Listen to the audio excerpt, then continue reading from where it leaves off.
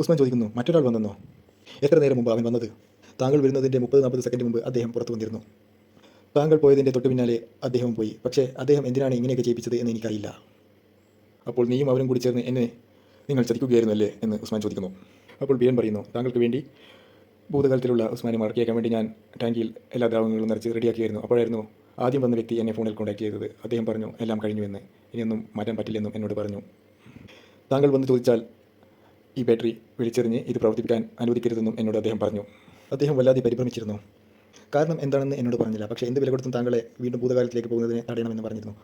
താങ്കൾ ഇനി പോകാൻ വേണ്ടി ശ്രമിച്ചാൽ വീണ്ടും വരുന്നത് മറ്റേ ആദ്യം വന്ന ആളാണ് വീണ്ടും തിരിച്ചു വരിക. താങ്കളുടെ ഇഷ്ടം പോലെ വേണമെങ്കിൽ നമുക്കത് ചെയ്യാം, എന്താ എന്ന് നമ്മുടെ വീരൻ ഉസ്മാനോട് ചോദിക്കുകയാണ്. അപ്പോൾ ഒരു മിനിറ്റ്, ഞാൻ വീണ്ടും ഭൂതകാലത്തിലേക്ക് പോയി എന്നാണ് താൻ പറയുന്നത്? ആദ്യം വന്നയാൾ. അതെ.